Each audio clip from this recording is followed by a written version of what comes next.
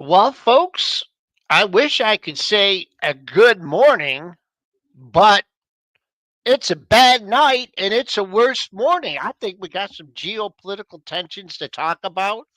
People are hitting the exit button. I mean, they're not waiting to sell in January. They don't care about the taxes. They're selling now, as we've evidenced here over the last couple days. Can we rally?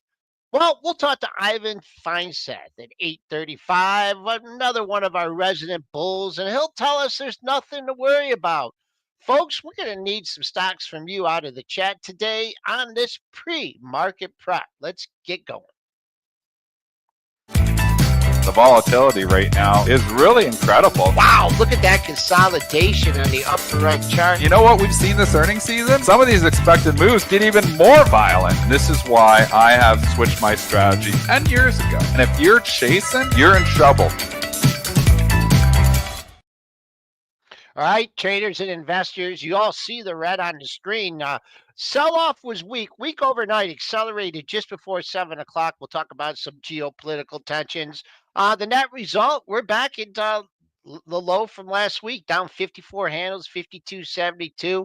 Buck is giving in a little bit. Wow, bunching up at 108. TLT showing a little strength here. Three lows in the same area, up 46 cents at 87.27. Crude rising on these geopolitical tensions as well. That's up the USO up 81 cents, 74.66. Gold slightly up, silver slightly up, and Bitcoin just hanging above some major support here, folks. You Bitcoin traders better keep an eye on 94K right here. That looks like could be a trigger point to the downside. Well, you talk about timing in the markets, Triple D, and you were pretty convicted for a couple days from now. I know.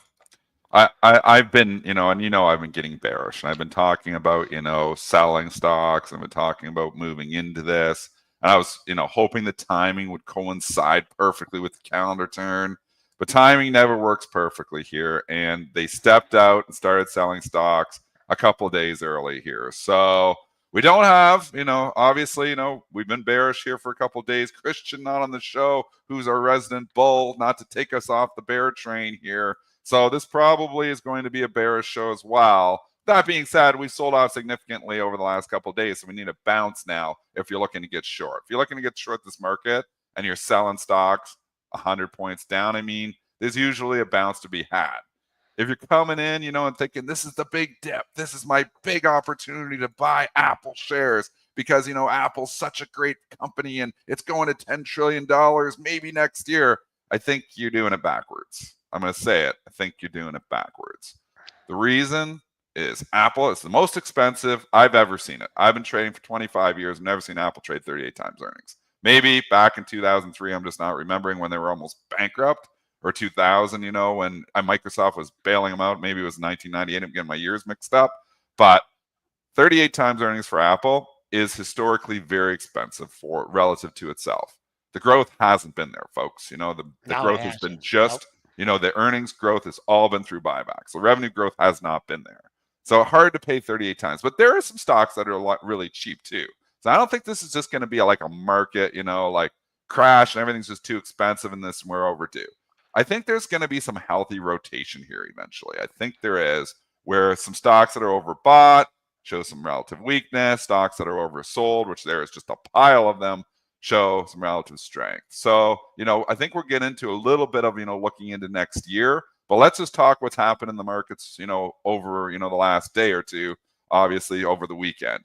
Markets continue to show weakness. We had a huge sell-off on Friday. That has continued and basically almost doubled here because, we lost on Friday, about 50. We were down at one point lower, a lot lower. But we're taking out those lows as well. So it was a good bounce towards the end of the day on Friday.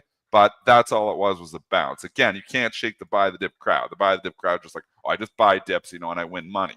And we know buying dips, has been a great strategy for a very long time. But at a certain point in time, stocks are just overbought. Maybe a dip of 1%, maybe turns into a dip of 2%. Well, that's kind of what is happening here a little bit this morning. That's nothing. Nothing. Big scheme of things, it's nothing. Yep. Yep. Let's talk about valuations of the S&P. I mean, on a historical basis too. I mean, we're trading. I mean, what? 25, 20. Where are we in chat? Knows. I haven't looked it up. I think last time I heard we're 25 or 26 times earnings in the S&P. That's as expensive as the S&P usually gets before you start to see a correction here. It's expensive, but it is also a handful of stocks that have created the PE to be this high. A handful, just a handful, because there's a lot of stocks that are trading a hell of a lot lower. I mean, it's again, December was a month of some of the most violent rotation that I have ever seen in my trading career. And again, I've traded professionally for 25 years, traded for 28 years here now when I started in 1997 retail. And, it's just been a very ugly month for a lot of stocks, but other stocks held up really well. So, I mean, it's just been rotation, really. So, the Dow, obviously, this month at a point in time had, I think, a 10-day losing streak, and you can see certain stocks like we've talked, like Nucor, just destroyed. This month starts the month up at 155, going to finish the month down at 117 or somewhere down here. These are serious sell-offs for very good companies. I mean, at a certain point in time, some of these companies are buys. But is there just going to be, is 2025, the big question is going to be more of the same, where, you get some devs, but eventually they just come into the mega caps, they come into those darlings, and they buy the story stocks? Or is there actually going to be some rotation into some of the laggards, which the value trade has just lagged tremendously? You don't have to look any further than Warren Buffett. He had a rough month, starting the year 485, 455. There's a 7 to 10% correction off the highs for Berkshire. And again, Berkshire is not cheap either. But there's been quiet 7 to 10% corrections in a lot of stocks. So it's a tricky market that sets up. But I just don't think it sets up well to just come in here today, because maybe we do run into the end of the year. Maybe there still is Santa Claus coming. Not much time left to run into the end of the year, Dennis. I mean, Joel, though, if we're doing the Santa Claus rally, we had a huge rally. So the jury's still out here. We had a huge rally on the 24th. So that was the first day. Going to the 24th, we started. Where do we start? So if we go in and we just look, let's go to the SPY. It's 5-4 for the Santa Claus rally to come to town. Then we had the huge pop for a couple days. 602. Yeah. Oh yeah. Santa Claus coming, and then boom, we give it all back, and we give it all back. But we're not out of, we're not like all of a sudden, this indicator, and whether the indicator, obviously we love Jeff Hirsch coming on the show, and it is an indicator going forward. I mean, there's still the possibility that we get 50 points back, and the market closes positive in this period. It goes till January 2nd. I personally don't think so. I'm personally bearish short term. I don't know where I am long term. It's hard. Long term is hard. But I'll just say I'm not buying Apple in the long term portfolio. I'm not going and buying Netflix in the long term portfolio at this point in time. I'm cooled off on Tesla for a bit. I said it. It's a cooling period for it. It's way overdone. Way overdone. 200 to 475 in 6 weeks is just way overdone. So it needs to cool off too. And it is. This is the start of the cooling period. Is it the start of something bigger? That's still to be determined. But right now, it's the start of the cooling period. I was just looking at the SPY, and on the 23rd, because it's the Santa Claus rally would have been started. What day was it? The Tuesday before the day before Christmas. Yeah, Christmas Eve, 24th. Yep. Okay, we closed at 6:01:30. So on the 24th. And then the 20. It's where we closed on the 23rd, Joel. So right. Okay. Yeah, that's what I said. Yeah. Yep. So 594. I already did this. 594.69 on the SPY. That's your mark for if you want to know if we're going to close positive or negative in this period. So far, not so good. First 2 days, excellent. Friday just destroyed it. Today is destroying it here as well. So now we're down about 50 handles if you're talking S&P futures from where we closed on that. So that's where we are. That's the mark. But again, I don't know how much weight I put in this indicator. I just look overall. I try to feel like what's going on. Is the market frothy? In pockets? Absolutely. Absolutely. Like ridiculously frothy in pockets. And we've talked about those pockets. Is there a cooling period coming for Palantir? Yeah, I think so. Is it coming today? Down $2? Obviously a little bit. Do I wish I shorted stocks 2 days ago? Yeah. Do I wish this sell-off would have started on January 2nd? Yeah.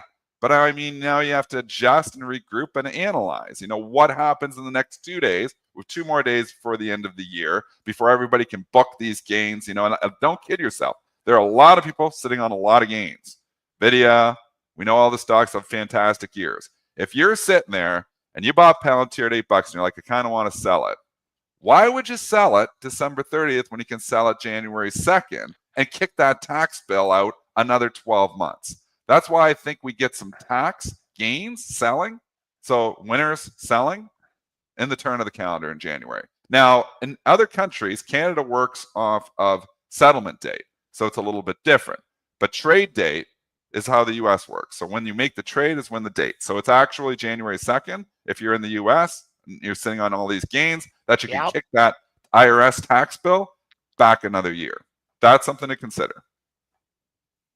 That tax argument is just, it just doesn't make any sense in a lot of ways because, all right, well, I'm going to wait. It depends, what your cost basis is and, the tax implications. So we're definitely getting. But it makes a lot of sense in a lot of ways too. I mean, I'm the same way. I mean, if your stock sells off $2, but you kick your tax bill on 70-point gain down the road at 12 months, you're still probably better off. So if you think the stock's going to sell off $10 or $20 ahead of time, then you're probably not. But again, our tax traders don't have a crystal ball either. We can say in hindsight, well, yeah, it would have been nice to sell Thursday night or Friday morning. Now you get to sell off Friday and get the follow through here on Monday, and you're like, oh shit, maybe I should have been selling, before and not worrying about the tax bill. I mean, you make money, you pay taxes. But I just know from a trading perspective, and I'm not talking my own personal stuff.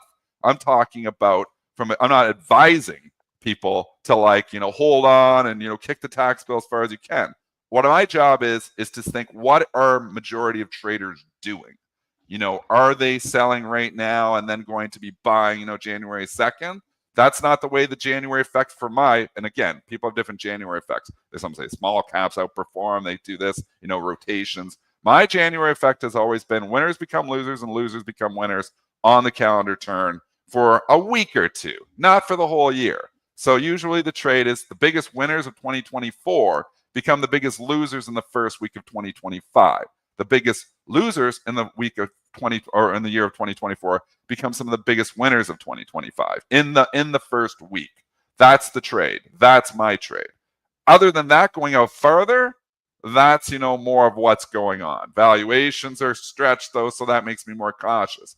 There are stocks though that I'm looking at. There are stocks that I'm going to probably buy in January if they sell off significantly. There are stocks that I'm interested in buying today. I could talk about those stocks as well. But let's just go, back to the overall markets here. The catalyst for today's sell-off, you were talking, Joel, is probably a lot to do with natural gas. Natural gas is really ripping here this morning. What's the headline there? All right. The headline is that there's a report that Ukraine declines to renew Russia gas transit deal as year-end expiration looms. So, boom. You get the rise in the natty gas. You get crude is moving along with it too. So it's just, I think what you want to boil that down to is geopolitical tensions, right? And what now? If they renew the deal, are we going to rally back 50 handles or if there's some kind of compromise? So that's the report. That's what I saw. I saw the news. I know that news has been circulating, for a while, but at 6:58 there was that headline, and if you look at the S&Ps and you look at on a shorter term chart, right around 7 o'clock is when we really lost momentum. Besides that, I don't really see any other major news that's causing that sell off. It's just that, you hit a rocky day on Friday. You rallied back. People probably bought the dip on Friday looking for Monday follow through, and they're not exactly getting it. But as much as we've fallen and everything, I just want to keep it in the perspective that we're just right now we're trading at last week's low. Like, okay, so we had the Christmas to start. So, if you were a buyer, at last week's lows and last week's levels, you're going to get a chance here this morning that That's why we're trading in the S&P. Yeah, and if you want Doesn't to go out feel. even farther and you think like we're really cascading down here, I mean, the December 20th low stands out like a sore thumb, 580.91. That was the reversal day when we had that huge reversal day. And I don't know, was that the Fed day? Was that like the Fed Let me look. decision interest rate day that I'm going to the December 20th? I'm losing track of days. But we had the big Uh, key reversal day. I don't know if it was a key reversal. It was definitely a reversal. It's close to it if it wasn't. But, you know, I had the big move. We hit the lows earlier in the day, and then we closed, you know, up near the highs. 580 low. I'm talking on the December 20th, Joel. Joel's yeah, looking up. yeah, That was just the that decision days. day. Yeah, It just like was? boom, boom, boom. The I think Fed 20th. decision day might have been before that. Because Fed decision, no, because Fed Yeah. decision day sold us off. So I don't know why the reversal there, Oh, but there that was was a a good day. Goolsby day. It was the That Goldsby, Goolsby yeah, day. Fed speak day. And all Yeah. PCE. PCE. That was Yes. PC. Yeah, Sanjeev, correct. PC day. Yeah, So it was PC Friday. day, that was when all of a Yep. sudden it's like, ooh, inflation's not that bad. So let's just, again, laying the groundwork, because right now you can do all your stock picking. We can talk individual stocks. But we say sometimes you've got stocks driving the bus. Right now, macros are driving the bus. Macros. So you've got to do a top-down approach where what's your overall take on the overall market? And then we can talk, you know, if you know you want to buy stocks or you don't want to buy stocks. Right now, it's a cooling period, again, for the overall market. But you look at the S&P and you think, you're still not really far from the highs. It's hard to get Not really at bearish. all. IWM and small caps has been an absolute mess. It's down here today. It looks like a mess. And if interest rates aren't going down anytime soon, hard to really be bullish small caps. Hard to think that this is going to be the small cap rally. So I would just be out for small caps. Like just like painting my own picture. I'm like, am I buying any small caps? Nope. No, not with what was said, not until you start seeing inflation actually start to fall. PC light by a tick doesn't do it for me. Fed starts talking about 3-4 interest rate cuts again, small caps will pick up. And again, I think you don't even have to worry about any of that stuff. Just have the TLT on your screen. TLT starts to rally.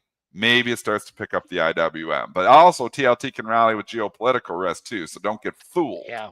One thing to consider is, you know, people are like, ooh, TLT's rallying today. Is that good for small caps? TLT's probably up today for the simple reason, a little bit more geopolitical risk talking over the weekend here. And it's a safety trade sometimes at a certain point in time. So you don't want to be fooled here either. But right now, for me, small caps, so take the IWM, those 2,000 stocks, I'm out. I own a little bit in the long-term portfolio, but I'm not buying anymore. Not buying any more small caps here. I'm not a believer in Tom Lee that small caps are going to be up 40, 50% next year. Sorry, Tom. I'm on the other side of the trade. Now, okay, so that just eliminated 2,000 stocks for myself. Probably not buying those anytime soon. Coming in January, let's say this sell-off continues. We continue to cascade down. You know, like, and all of a sudden we're down 5 to 10%, which is what I was calling for early January. Obviously, we're already 1 or 2% into it for the S&P. If we continue, what's my shopping list? You know, where do I go? Well, I'm probably going to go to a little more Tesla. You know that already, but that's long term. I think you're early on Tesla. I like Tesla in the 350 area. Yes, I said 350 because the whole move from 350 to 450 was the overdone part of it. 350 made sense to me. 475 was overdone. That's why I sold a little bit. I'll probably rebuy the shares that I sold. You know, I know I lightened up. You know, and I can't remember where I lightened up. I think it was around the 450 area. So 421, I probably would rebuy those shares 350 to 375 if we continue to sell off, if we continue to get ugly. Also on my shopping list, and one of my stocks that did not do great in 2024, but I still think is getting to a point where valuation is getting attractive. There's also an analyst note today. And in chat, you might be knowing where I'm going, but there's also an analyst note today that's giving it some bullish commentary. And a stock that's actually holding up pretty well the last couple of days is AMD. I think AMD trading at 29 times forward earnings is going to be a story that is, I think they're going to eventually start to figure it out. And I'm a believer in Lisa Su. So this is one that is definitely on my shopping list is AMD. Also, just to talk about AMD, we have Northland coming out today. They are coming out with an outperform, price target 175. They think there's significantly more upside than risks. I'm not going to read you the whole note, but there's a note here holding it up a little bit today. AMD is holding up a little bit better than the overall market, although it's still weak. That one is on my shopping list. AMD is on my shopping list. NVIDIA, I still own a piece, but NVIDIA, it's stretched a little bit. And again, it's such a whale. You know, you look at AMD, and let's just grab the market cap here. And Joel, I'll let you do a couple picks here in a second. I just want to Yeah, finish. no, that's okay. I just wanted to do a couple of these, and you can chime in too if you want, obviously, on these No, stocks as because you know well. what? I don't want to buy anything. I don't. Joel don't want to buy anything. I'm looking No. for my shopping list. I'm not buying today, but I'm looking Okay. for my shopping list. If we get a continued fall, you know, let's say AMD gets back down to December lows at 118 to 120. I think there's an opportunity here. So market cap for AMD is 200 billion. It is much easier, folks, to grow a $200 billion company than it is a $4 trillion company. And I think Lisa Su is eventually going to figure it out. It's taken her a lot longer than the market would like. And this is the most impatient market that you will ever find. It's made up of a lot of smaller investors and sometimes bigger, but retail investors that are very impatient. They want the money now. If you say, I want it to go up now, I want 10% now, I'm going into Fartcoin, I'm going into whatever else I can because I need money now. This is a very impatient market. I think if you're a patient investor, though, I think AMD is going to be a good one. It's only 25 times forward earnings.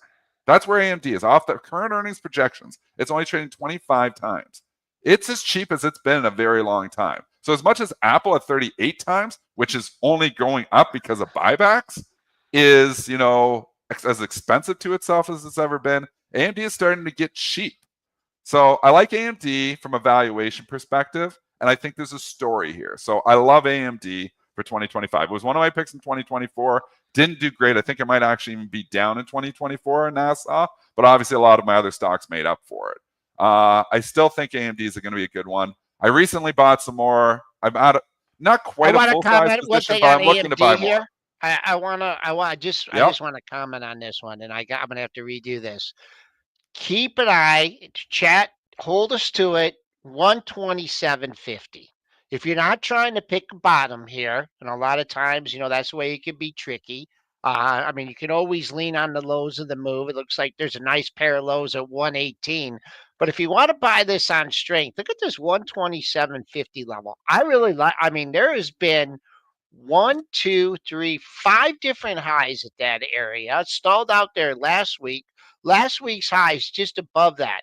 So for a formation for me to look at this, you know, technically, is it, you know, that's resistance. So you're trying to stay away. You're trying to stay away. But if it can get to a point where it could get above 127.50 and establish a little bit of a base, you know, then you're even, you know, then you still have to lean on 10 points. But I love that level. That's what I'm looking at. You've only, I mean, if you've talked me into AMD so far a little bit, but not going overboard here. But above 127.50, I like it. I like, maybe that's the play. Maybe that's the play, because if we get continued weakness, instead of trying to catch the falling knife, Joel's trying to say, hey, maybe wait for it and try to buy into some strength. And maybe that's the play. You buy it on a breakout through like 128, 130, and then you're a little bit safer. I know Christian doesn't even look at any of these charts. He only looks at what's relative strong. AMD has been relatively weak. I'm a different investor. You know, I will look at what I trade, you know, and I get it. I feel like AMD is going to have a turnaround story here eventually. I'm betting on AMD over Intel. I'll tell you that much, because Intel, and I do have a small position in Intel, but I've taken most of the loss now. It's super small here now. I don't know if the turnaround story is ever happening for Intel. It's just been an epic disaster. But I think the AMD story could be different. So, okay. So I've given you, I think Tesla down in the mid 300s. If it was to pull back there, I would add back to the position some of the stock that I sold. And I also think AMD, I want to continue to add to that one. So there's two picks. I mean, Nucor, would I add to Nucor eventually? Yeah, let's stop it. Let's wait till it starts going down. I like Joel's. Maybe buy on strength a little bit more. I think it's a great company. I don't think steel's going away. I think we're going to need steel. And I also think, you know, Nucor at a certain point in time is cyclical, though. Continue to remember, you know, cyclical businesses, if you get an economic downturn, can start to obviously turn. And AMD himself, a lot of businesses are cyclical. It's hard to find businesses that aren't cyclical. So, but steel is very cyclical. So just keep that in mind. Okay, I'm looking at my you know, this I You went guess to if you, Micron. yeah, I went to Micron just because of, you know, more technical than anything. I mean, that just that 84, 85 area. I mean, we're hanging out here a little bit too long, but you know, if you want to lean on that low, that's been 83.54, and then if you want to take the opposite approach and buy it on strength, 90-50 area seems to be multiple highs, 90-50 to 91. So I pulled up Micron there. I'm And trying. that's an interesting one too. I had a great out on this, getting out at 110 or 111. And I have no Micron right now. Would I reload Micron? Yeah, I would at a certain point in time. Again, timing. My timing is not today. My timing is more, we get a sell-off January, early January. These are the kind of stocks. Good support on Micron 85 though. So if you're trying 84 to 85, there's good support down here. I think I'm waiting a little bit on Micron. On the list. On the list. Okay. Well, I mean, if you wanna be a Warren fan, I mean, Oxy is, had not well, Gosh. it's way Oil off story has been so ugly. I mean, I'm I know. so scared because here's oil holding up fairly well, and the oil stocks just aren't catching a bit.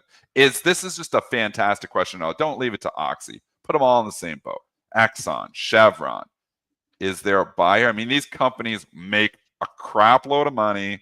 It's definitely value stocks, and we can say much as Nucor has been a victim. All the oil stocks have been a victim in December of the rotation from value to growth. And it's been a violent rotation. I think some of that does reverse in January. So ExxonMobil 12 times earnings, Chevron just grabbing a Chevron is 11 times earnings. Oxy, I think, is a little bit higher. Last time I looked, it was 13 or 14 times earnings. It's 14 times earnings. I mean, they're all there. It's oil. They're relatively cheap. I mean, there's so many value stocks. I mean, if we really go into a value market in January, you can start thinking about the banks. You can start thinking about the oil. You can start thinking about, some of the commodity stock. You can start thinking about so many stocks. Like just do a search for PEs under 15. There's a lot of them. But I don't know if we're there yet. I don't know, like, if I wanted, like, all of a sudden dump all my growth stocks for value. I think if we do get a value rally, I think, again, it's short-lived because these stocks just aren't sexy. There's not a story there. So they're not going into my I'm not looking to add Oxy and ExxonMobil to my long-term portfolio anytime soon. Are they there for a trade? Trade, yeah. Yeah, keep an eye that first week. Maybe you're buying stocks like Exxon today, setting up for maybe that turn in the first week of January. But we're kind of having that turn right now is the problem. So I don't know. Like, did they front run it? Like, is there going to even be a turn if they lose another 50 handles today? Now all of a sudden you're down 3-4%. You've got stocks down significantly, like, Amazon pulling back here, stocks pulling back. I mean, it's getting ahead of it a little bit. So does my strategy change? It depends on the next 2 days. If we rally back, I would love to see a bounce back the next couple of days. That would be a nice setup to short. We need a bounce. We always need a bounce of very rarely, short in the hole. What about? I know Apple is trading, but I mean, if you look at Amazon, man, it's holding up really well here. I think compared to the rest of the market, it was a little bit of a laggard. But what about something like Amazon? I mean, this 220 level, short term looks like got pretty good support. I think one thing that's been a drag on the market's been Nvidia. It was like everyone was there was all the news out. Looks like it was going to break out over 140 and womp, womp, womp. Here you back up at 135. But I mean, just looking at the monthlies on this stuff, Massively it's just so hard to get massively rah. overbought Nvidia. Yeah. Not in the last couple months, but massively overbought. It sets up very well to have a weak January, at least a weak first couple of weeks. So this is one that would be on from a trading perspective, still have a little bit in my long-term portfolio, like 10 or 15% of the original position. I booked most of the gain. 40, 50, 60 buys. I've been selling 120, 130, 140. I mean, it's just so much. It's went up so much. And again, hard to grow 3.7 or whatever it is, $3.2 trillion companies. A lot easier to grow them when they're 500 billion or a trillion. It's just a whale now. And competition is coming here. I think this one sets up to not have the kind of year it did in 2024. Some people are going to say it's going to 150, 180, 200. And you know what? If it starts breaking out, yeah, maybe it is. But I think at this point in time, it feels heavy. It feels head and shouldery. Not that I'm a big pattern trader. It just feels like this is the kind of stock that I want to short on bounces. That's where I'm at on NVIDIA. We're not long term, but as a trade, I'm feeling like this is the kind of short stock I want to short on bounces. Also, what's just around the corner too? I mean, we got to get through the first of the year and everything, but Q4 earnings season is I'm trying to bring out Coming. my kid. Yeah, it's coming. It's coming right around the corner. And without the lower it, all these cuts coming up there.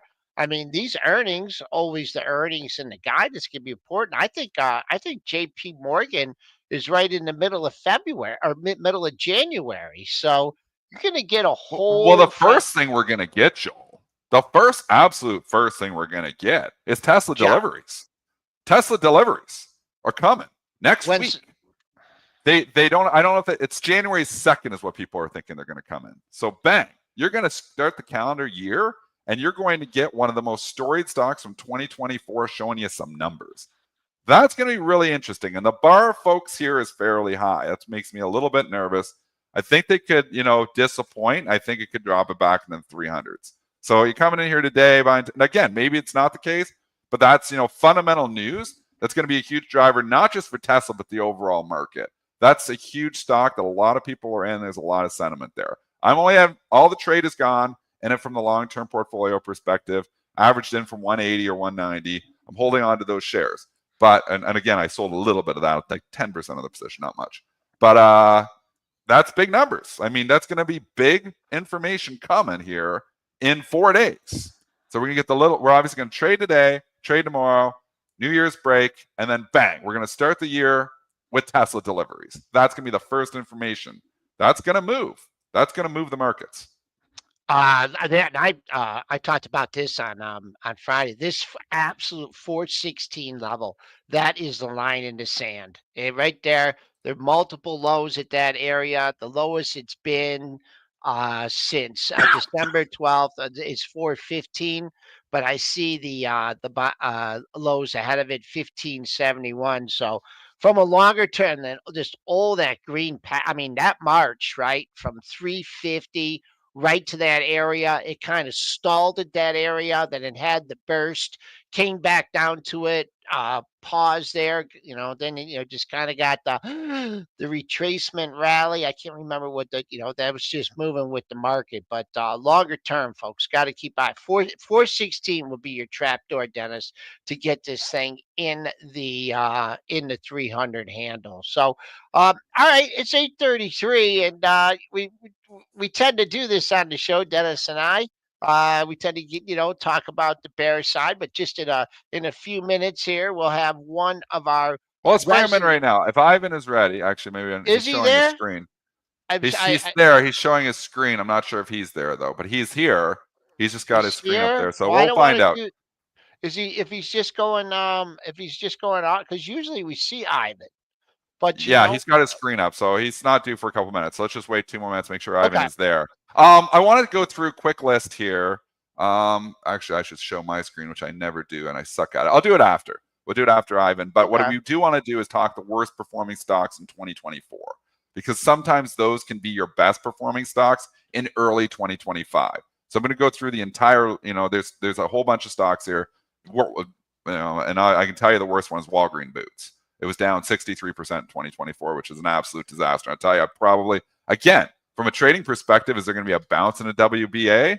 Maybe. It actually sets up not bad for me. So that one's interesting here. We're going to go into all these. Obviously, Ivan's coming on in a minute here, so once he comes on, we'll let him interrupt this. But WBA down 63%. That's the kind of stock that actually could lift that first week or two. Am I investing in Walgreens Boots? No, never. Garbage. Been terrible for a long time. Is there a trade here for the first week or two of January? Could Walgreens Boots, which has been, definitely probably going to be victim to some tax loss selling, get a little bit of a relief rally first week? Maybe. So, I mean, it sets up. And the second one is Moderna, mRNA, which has been an epic disaster. The vaccines, obviously, not a lot of people using them anymore. The COVID vaccines, one trick pony, been just a disaster. Does that have the potential to, experience a rally in early January? Maybe. Is it going to my long-term investing portfolio? No. None of these stocks are going in my long-term investing portfolio. But are they going to go in my trading portfolio for a few days? Maybe. This is on my shopping list for the January effect. Wow. That is all. So we start to see some rotation. Obviously we're seeing it right now. Do these stocks start to lift into January? I think there's the potential for them to lift. If we get so ugly that they just start selling everything, that changes things. But I mean, at this point in time, I think we're just going to see, I'm going to speculate that we're probably going to see some rotation. I think the rotation could go from leaders to laggards, laggards to leaders. These were your biggest two laggards of 2024, Walgreens and Moderna. Third one, you want to know what the third one is? It's Intel, INTC, super laggard. Not, again, I have a little bit in the long-term portfolio, not adding more. But could it, have a trade early 2025? Could it pop? And I mean, it's disgusting. Again, when you're doing January effect trades, you kind of get nauseated thinking about, going long Walgreens or Moderna or Intel. Christian Fromhertz would be like, Danny, what are you doing? But there is times and places where you can actually see laggards lead.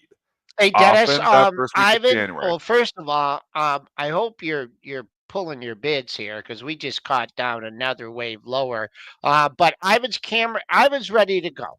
So well, he's gonna come and he's gonna get us off the cliff here. So let's go to let's bring on Ivan Feinseth.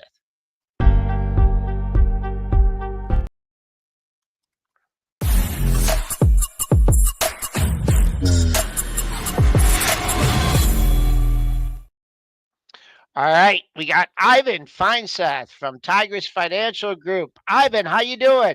I am good, and yourselves? Oh, we're doing okay. We're doing okay here. Boy, I'll tell you right now, this market here has the jitters. Where's Santa Claus?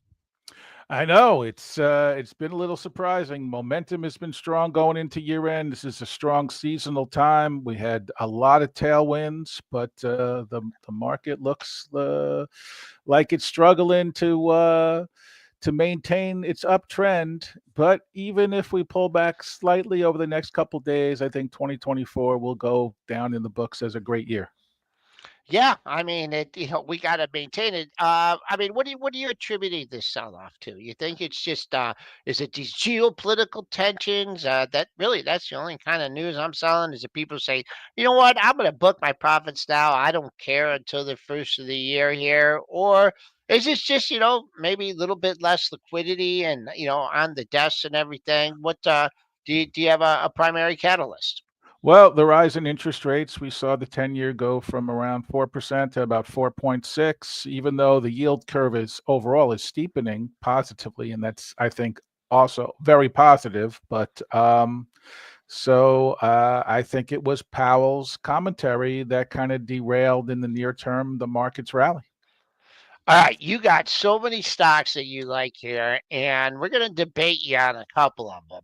The first one, you talk about highlighting big tech, the companies that got us, where we are.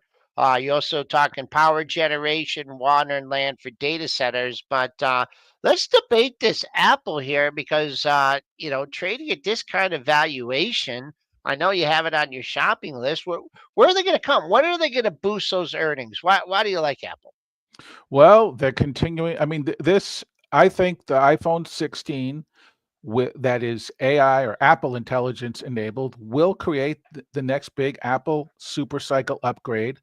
There is about 300 to 400 million potential upgradable phones that haven't been upgraded in some time. That have been upgraded in over 4 years, and Apple is going to continue to upgrade its OMS to iOS to keep increasing AI-driven or Apple Intelligence-driven functionality, and that is going to drive an upgrade cycle.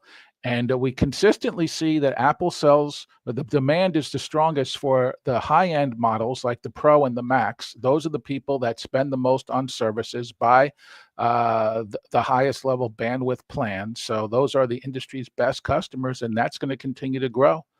And I think we're going to see some new products in the virtual reality glasses. I think that there is another version of the Vision Pro coming that's a more streamlined version, a lower cost version, on down to we're going to see a wearable camera display product similar to the Meta glasses that are on the market that from Apple. So Apple has a lot You're more sticking runway. it, so you think they're gonna grow into that valuation. They're gonna, because the P and the PE's up there, they're gonna bring 38 their earnings. times is like my concern, and I was long Well, but you Apple from also adjust the Apple stock price for the cash that they have and the brand equity and value and all the intangibles in the company. The PE is really not that high. But I remember last April when Apple was 160, everybody was calling it out that it was over and it's done. And look where it's gone from then. It's gone from 160 to 260. Why continue forever though? Like why just continue to go higher, Ivan? And obviously we're just, playing the bear train and devil's Well, advocate because they with have a tremendous, I don't want to say customer base, I want to say they have a huge fan base because they have an entrenched user base that is devoted to the products, that continue to upgrade products and buy new Apple products. Apple's plug and play is phenomenal. Their ecosystem and the integration of all of their products and their services is phenomenal. And that's the big driver. Also, they can continue to return. They got $200 billion in excess cash that they can continue to return to shareholders, increase their dividends, increase their share repurchases, and continue to invest in R&D and new services and new products that will continue to drive growth. That's kind of what they did in 2024 though. Like most of this, and again, which when we look at Apple, most of this move from the 160 to 260 really wasn't revenue growth. It was driven by share buybacks and PE expansion, multiple expansion, because when we started the year, we were trading 8 times. They haven't bought back. I mean, the amount of shares they bought back versus the equity market value increase is insignificant to that size. But the stock rallied on anticipation that Apple Intelligence is going to be a big growth driver, and I think it will turn out to be so. Let's go to some of your other picks here for 2025 here, Ivan. Okay. What else do you like? AI. Let's talk AI. Sure. Is this AI a fad? Is it what? No, this AI is not a fad. This is a paradigm shift that will affect every aspect of commerce and people's lives. I still quote Tom Siebel because I believe he's the one that said it, that every company he's the CEO and founder of C3 AI, that every company will be an AI company. Just like in the late 90s, they said every company will be an internet company. So every company is going to use AI in some way to optimize their business. Now, I'm sure a lot are figuring out how to do it. And in the beginning, we're going to see that the functionality is going to be not as optimal as we'll see over time, but the ability to enhance customer service, to better manage your supply chain, to predictive outcomes with potential customers, to try to better target. It's going to be used in marketing and advertising in almost every aspect of a business to make the business run better. So who you picking on? I got AI up here, the stock, C3 Well, AI, Palantir, Yep. certainly the providers of the service to the end. I mean, the enterprise software companies, MongoDB, Monday.com, Oracle, and then the platform providers, Google or Alphabet, Amazon, and Microsoft. What What about about Microsoft? Talk about this one for a second. Again, multiple expansion, very, very expensive relative to itself. Kind of been like in a cooling period. It didn't have a great year. Like you think about all the other, it had an okay year, but really from February, if we just take the price from February, we're really not up much since then. So it's kind of like not, been like an Nvidia. It's not been like a lot of other names. It's kind of been a little bit cooler. Why do you think that is? I think that they're continuing to invest in the AI functionality across their cloud platform, Azure platform. And I think the market's a little bit wait and see. Also, their ability to sell Copilot, which integrates AI across PCs and laptops and their Office suite. So measuring the adoption of Copilot, but I think we'll see a similar pattern that we have seen the stocks pause, and then Microsoft is going to take off again. I mean, it is the platform that powers almost everything. How about to take advantage of the power generation and places for data? Well, I Whether mean, it's there's water and land. opportunities in the Where utility were you looking sector. there? I Yep. really don't cover utilities, but one stock I like that is a play on this is Oklo. These small nuclear reactors. We're seeing a lot of interest in that. That's it. We're gonna need nuclear power to meet the power demands. It's a renewable power source. It's an environmentally friendly power source. People are warming up to it. I mean, Microsoft committed to buying all the power from the reopening of 3 Mile Island. So you're going to see more and more of this happen. Is that the power demand? You need demand for water. You need like location. This is why I like Land Bridge and Texas Pacific Land. They have access. They're really energy plays. They're water plays. They're land plays. What's the symbol on the Texas Pacific? TPL. Okay. I mean, the chart in LB looks nice. Looks real nice here. And TPL, ooh, that's kind of a higher price stock, but that's But again, that's we've had a got a little bit. pullback in some of these names as of Yeah. recent. So, I mean, Ivan too. That's the one thing we've been talking about on this show is there has been serious winners and losers here, and especially in the last month, where there's been some stocks just thrown out, tossed out, hated, and then there's other stocks that are just relentlessly bid. I mean, we can go through the semis haven't had a great month. I mean, and you can even start if you want to even go into the chips. You could start with Micron. I mean, it's been a tough, obviously earnings report was a lot to do with that, but what are your thoughts here? Let's just go on the semis all together. I mean, we can stay away maybe from NVIDIA for a second, but just, the separation that we have happening here. Like Applied Materials is 50 points off, talking 20% off of its highs. Lam Research is off its highs. Micron's off its highs. AMD's been a disaster. The semis are not looking great here. Is there a turnaround here? It is surprising, but yes. And I was listening to you before. I would never count out NVIDIA. NVIDIA is the engine behind all of this.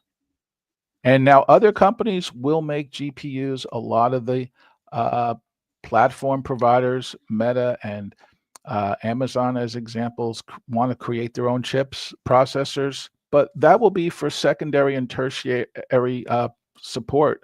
I mean, when you have the most the need for the most power, you're going to pay up for the services from the platform providers that are using NVIDIA's latest GPUs. What about the Snap-on tools here? I looked at this one. What are you banking on here? I think this Snap-on? pullback, I mean, people really don't understand this company. And I say that they are going to be the ones that single-handedly save Boeing. They are the leading manufacturer of torque wrenches. They have an incredible line of digital and connected torque wrenches. And I think part of the process of certifying planes and maintaining planes will be the need to test and torque bolts and record the results and use the digital connection to create the logs without having to manually do it. It'll be an automated process. Plus, they benefit from the aging cars on the average car on the market on the road today in the U.S. is over 12 years old. We are at a trough, if you will, in the automotive cycle. I mean, usually when it gets to about 11, we see a trough, but I think you'll see an uptick in new car sales. They benefit from purchase of new cars, the maintenance of used cars, the fact that cars are incredibly more complex. They make the industry-leading diagnostic equipment that you can plug into the onboard diagnostic report of cars under the dashboard. Even Nick the Pinchuk, the CEO, talks about when he started at Snap-on, there were a few hundred diagnostic codes. Today, there's a few million, and it continues to grow. Only 17 times earnings too, so it's not expensive. Yeah, that's they just increased their dividend. They pay a great consistent dividend payer, pay a great dividend, an incredibly well-run company. They are the aspirational brand across all of their industries. it's just their brand equity is incredible. This is just a stock that has done, unless you were watching it, you really wouldn't see how well it has done. What sticking with the autos here? There's a little bit of a dog on the list here. Rivian. What do you? Well, I mean the chart. I mean over since mid-November, it looks Starting to show life. constructive. Yeah. Let's talk about Rivian. Well, the partnership with Volkswagen, the loans from the U.S. To build their next factory in Georgia, they got a lot of tailwinds. Their partnership with Amazon, they got a lot of support behind them, and the EV adoption has been, slow, maybe slower than everybody thought or would like. We still have to, they have a charging network partnership with Tesla. You can use the Tesla chargers to charge the Rivian trucks. They're in the sweet spot of the automotive market, pickups and SUVs, luxury pickups and luxury SUVs. And I think the stock will, I mean, now the overhanging question is what will be the potential tax incentives to purchase EVs that may be in question, but this is, I think, a quiet stock that has a lot of potential. Another interesting one on your list here is Mobileye, and Yes. I don't know if you want to talk about that. And that there's a constructive chart too since September. I don't know if you want to throw Intel in there at all, but talk about what the prospects for Mobileye. The growth in onboard capabilities from ADAS to evolving into level 1 through 3 through 4 and eventually autonomy. There was a little bit of an issue that a lot of their biggest customers were EV makers. The feeling was that EV would be the biggest consumer of onboard technology, and they're still gaining traction with gasoline powered cars.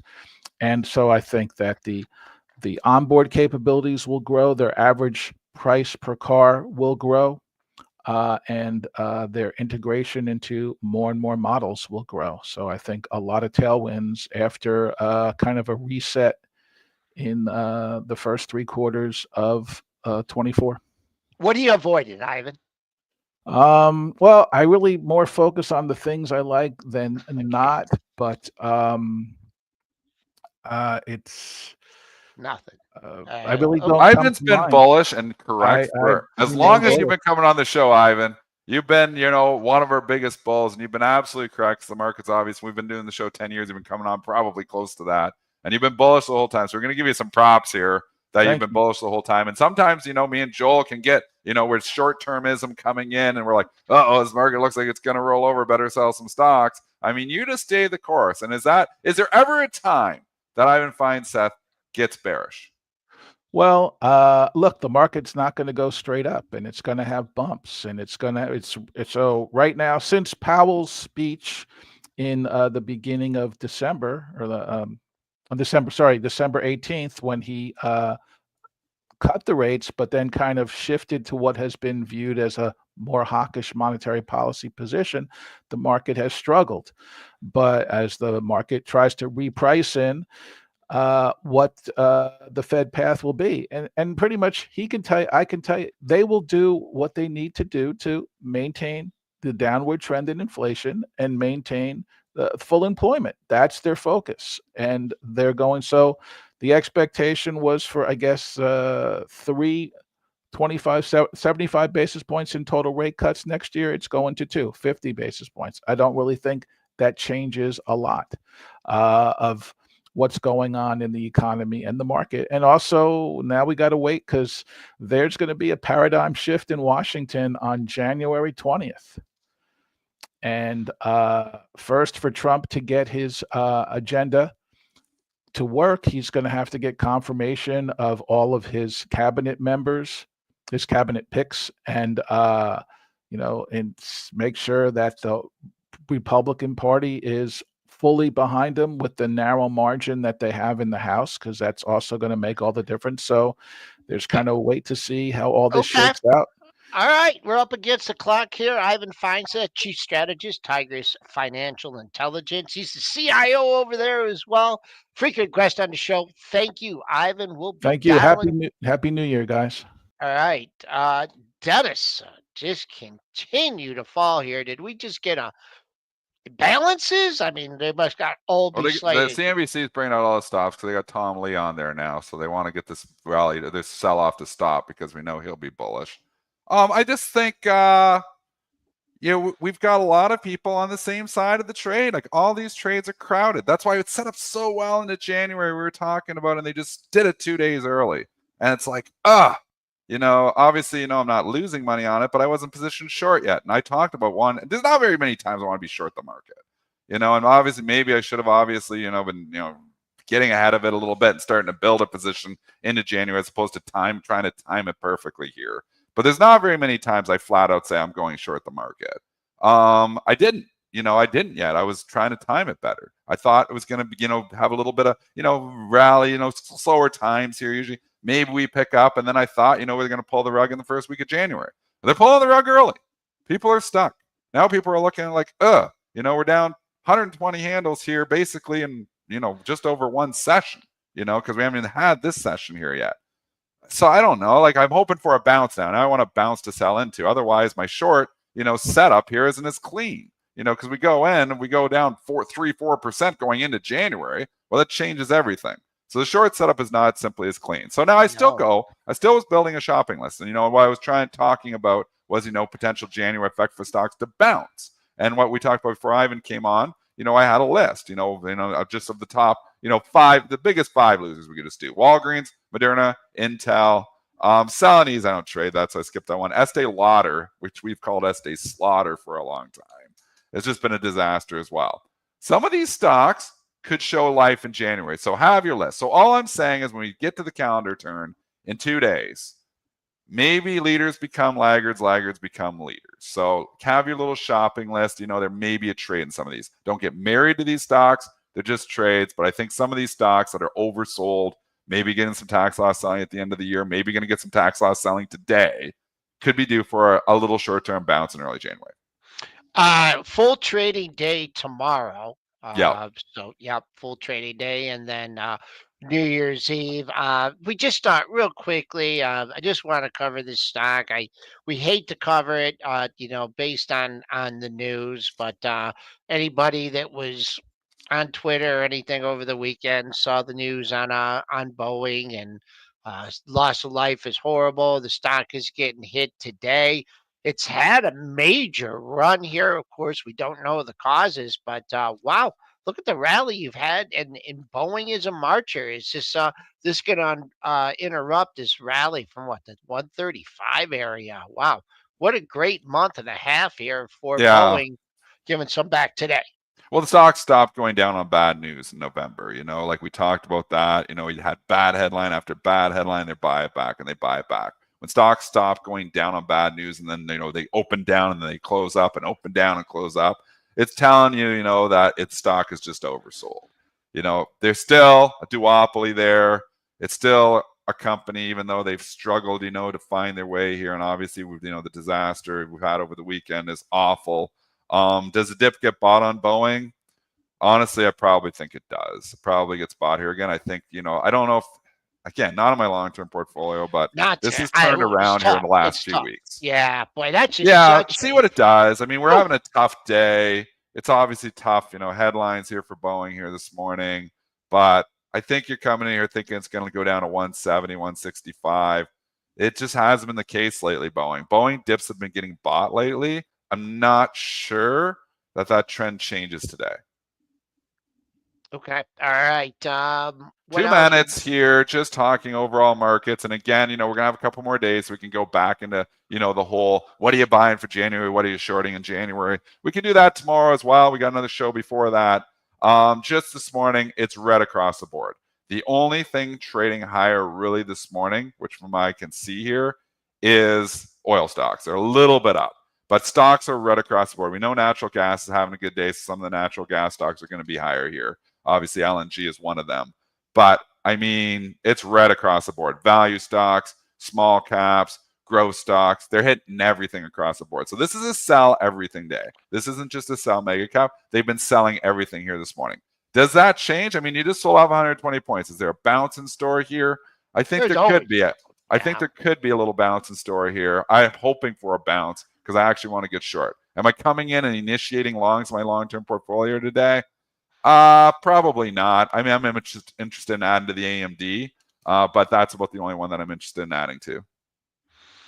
Okay. All right. Well, tomorrow, the last trading day of the year, last day of the year as well, we'll be joined by none other than Jonathan Corpina, Nice. Meridian Equity Partners. He'll give us a look from the floor, even though he's probably working from home. Folks, you see the sell off here. We've already exceeded the average daily range here. Down 77 handles actually if it's exceeded that. But keep an eye on the pre-market low. A lot of times the buy the dippers. Keep an eye on the pre-market lows in your stocks, and we'll wrap it up today here on pre-market prep. A great turnout today. I thought maybe some people would be taking the week off here, but another great turnout. Great ideas from the chat. Thanks for joining us here on pre-market prep.